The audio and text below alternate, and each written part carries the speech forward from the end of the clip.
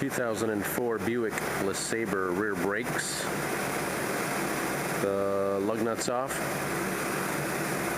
Break them loose on the ground. And then jack the vehicle up and use their safety jacks, blocks of wood, tires to keep the car from falling on you when the tire's off. Then we want to take off this bolt here, 13mm bolt. Take that off. And then there's a bolt right here as well. Oh, I think that bolt's actually missing on this side. How about that? Wow. So, oh, I took it out already. Funny, funny, funny. There it is. Bolt.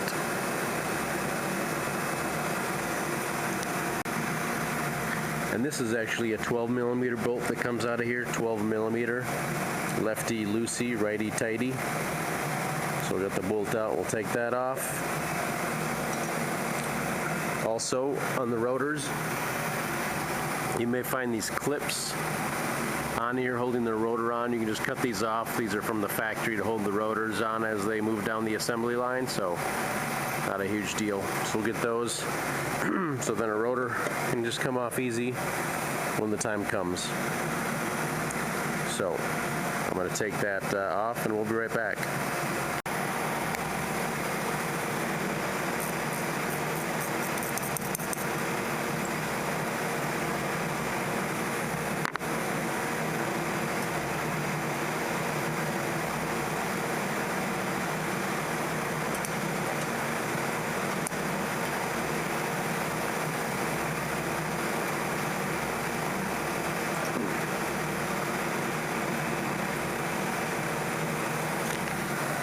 Gonna get a screwdriver or something, pry up and get this up out of here.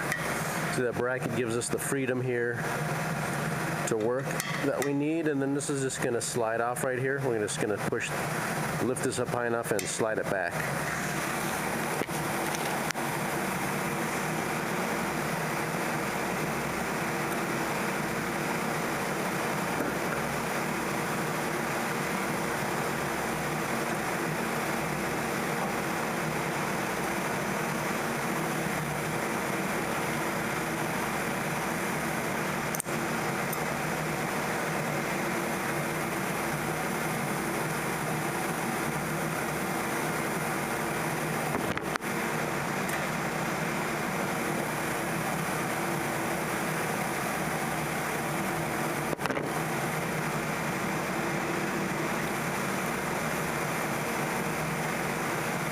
We got our 15mm ratchet socket and ratchet. And take off this bolt here and the one below it. We're going to take those both off again. Set it to the off position and lefty loosey, righty tighty, and we're going to take those bolts out. There's some Loctite on them, which means they're going to be kind of hard to turn off. So we'll take those two bolts off and we'll get this bracket off. I guess the other option, if you're going to slap brake pads on, you can put the new pads on now, but that's not the way we do it, so hang tight while we get this off.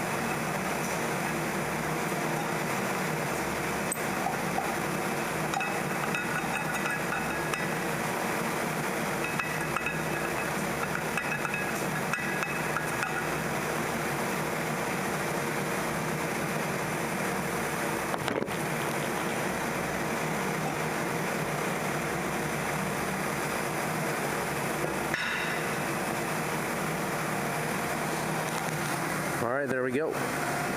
Now we do have some new brake pads, of course, for this. We got some clips that we're going to install. We got these in the kit. Just Just replace these.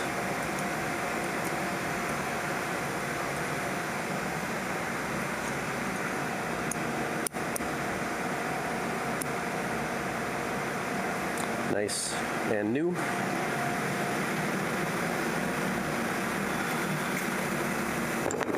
There you go. Now what we need to do is collapse this piston in here. It can be a problem. You need to push and turn clockwise. Use a little brake clean and clean this up a little bit, and then we'll be doing that next.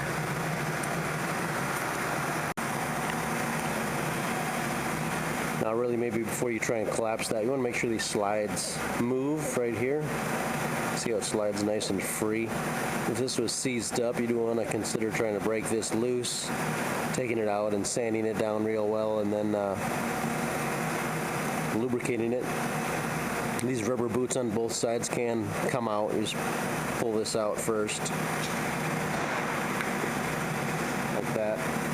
These rubber boots will pull out. There's a little groove inside probably, or it might even be one piece, but it'll come out. So you can clean that up. You put a little lubricant on this and put it back in.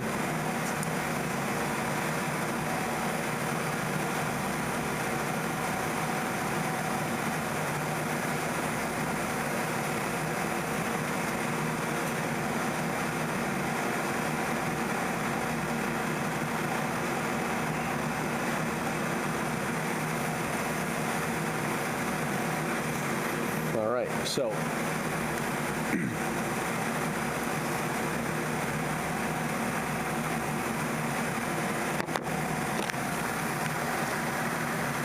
see, it's got two little notches on there, and they do make different kinds of special tools for collapsing this, but we're just going to try and use a needle nose.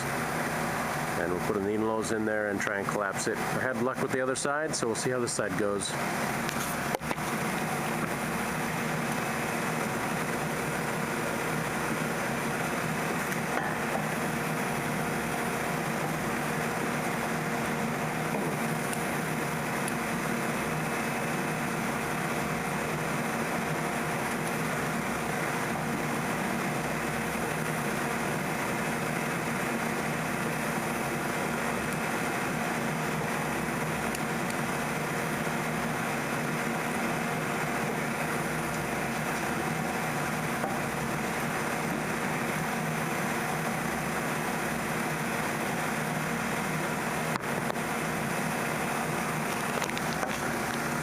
See, it's going in with the rubber on the sides. I just try and make sure it folds back like it's supposed to. You can see it's looking pretty good.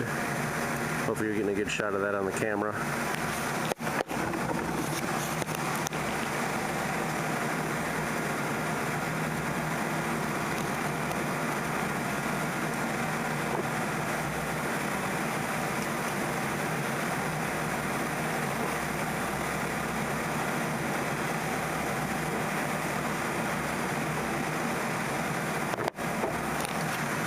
I believe we're pretty flush with the back of this now, so I'm going to be leaving it like that.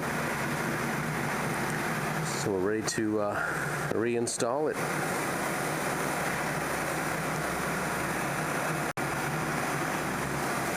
So we replace the rotors with the new ones, and if you do replace your rotors with brand new ones, there usually is a film on the rotor, or anti-rust film. You do want to clean that off. Warm soap and water, brake clean, carb cleaner. Just make sure you get that all off there, because you don't want that getting in the brake pads. That can cause problems, noises that you don't want after doing this awesome new brake job. So we got a rotor on there. We'll remount our caliper on there as well.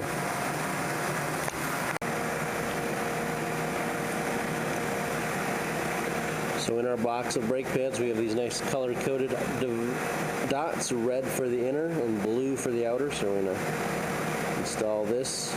We did match up to make sure this is the same as the old one.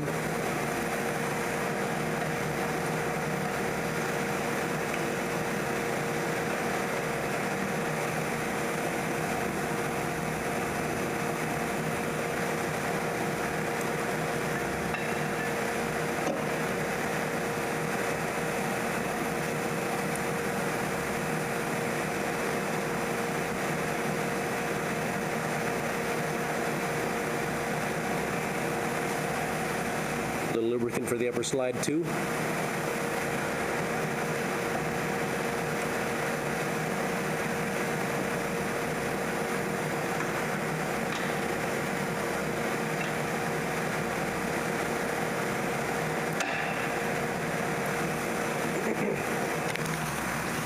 Just drop it down into place. Now you need to maybe move this back and forth so everything will slide and drop into place. But there we go. Put our 12mm bolt in here, and you will be done with your brake job. If you're doing any torquing, bolts on the back. I don't have torque specs right now for that stuff, but the wheels I do know will be 100 foot-pounds. Just make sure everything's tight, and you will have completed your brake job for your Buick. Got my wheel on, lug nuts torqued down to 100. Now if you happen to be working on the exact same car as me, it actually has hub caps like this. Now this actually has this piece here is special. Fits in this notch right here. So when you're trying to put your hubcaps on, make sure you line stuff up so it goes on the way it's supposed to, and you don't break anything. So hope that's a little tip that helps you out. I guess it could be true of other, well, I know it is true of other hubcaps too, center caps. They sometimes make a special notch somewhere, so you have to make sure you line things up. Not all the time, but sometimes. So again, there's your brake job. Well, two quick things then, I guess. Got a minimum and a maximum on your brake fluid reservoir. This is it right here. You just double check and make sure it's at the proper level. We're good here. Then also, before you hand the keys off to anybody or you drive it, you want to go in and pump the brakes a few times, because you did just collapse the pistons in the back, and so when you step on the brake the first time, you may notice the pedal go down really far down to the floor. That can be pretty scary if you just handed your keys to your wife or girlfriend or somebody who didn't know that you just did the brakes. So pump on the brakes 4, 5, 6 times and make sure they're set. And I think you're really done now.